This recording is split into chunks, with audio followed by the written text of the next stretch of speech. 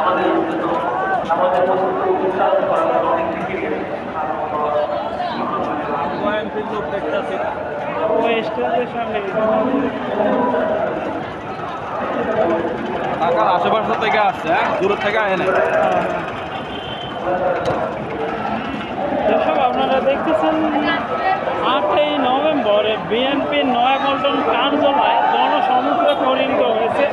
সেখানে আপনারা দেখতে পাচ্ছেন নেতাকর্মীদের প্রচুর আনাগোনা এবং দলে দলে ঝাঁকে ঝাঁকে বিএনপির নেতাকর্মীরা এসে পল্টনে এসে উপস্থিত হয়েছে এবং তাদের দেয়ালে 8ই নভেম্বর ইতিহাসের বিখ্যাত র্যালি করার কথা।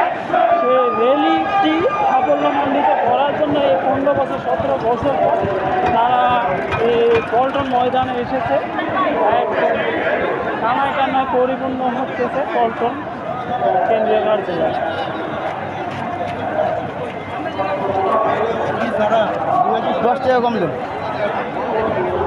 আপনারা জানেন যে বিএনপি নয়াপল্টন কেন্দ্রীয় কার্যালয়ের পাশে নামাজের স্থান তৈরি করা হয়েছে, যেন নেতাকর্মীরা যারা নামাজের আগে এসেছে তারা এখানে নামাজ আদায় করতে পারেন। এবং আমরা স্টেজে দেখানোর চেষ্টা করি যে বিএনপির কিছু সিনিয়র নেতাকর্মীরা এসে উপস্থিত হয়েছে। তো আমরা সরাসরি তাদের দেখানোর চেষ্টা করি।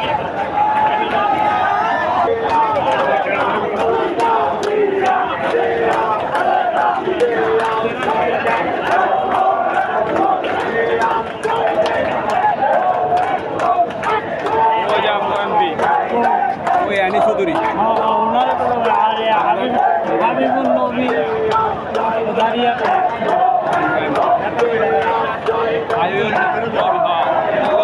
আরে স্টেজের সামনে যে সাংবাদিকদের ট্রাকটা এই ট্রাকের কাছে আমি কই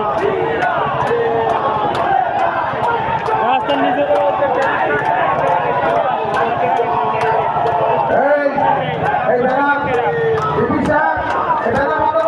আছে।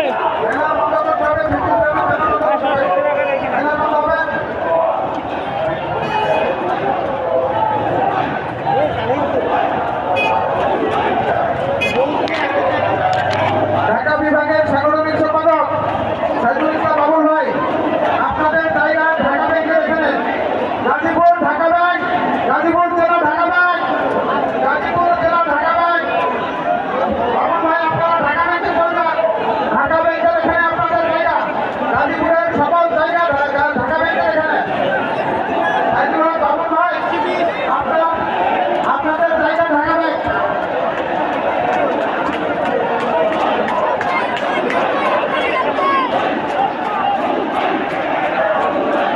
ঢাকা বিভাগের সাংগঠনিক সম্পাদক কাজী সাইদুল আলম বাবুল ভাই, আপনারা ঢাকা ব্যাংকের সামনে দয়া করে চলে যাবেন। প্রত্যেকের জন্য নির্দিষ্ট জায়গা করে দেওয়া হয়েছে এবং প্রত্যেকের জেলার জন্য একটি রিক্সা এবং একটি মাইকের ব্যবস্থা।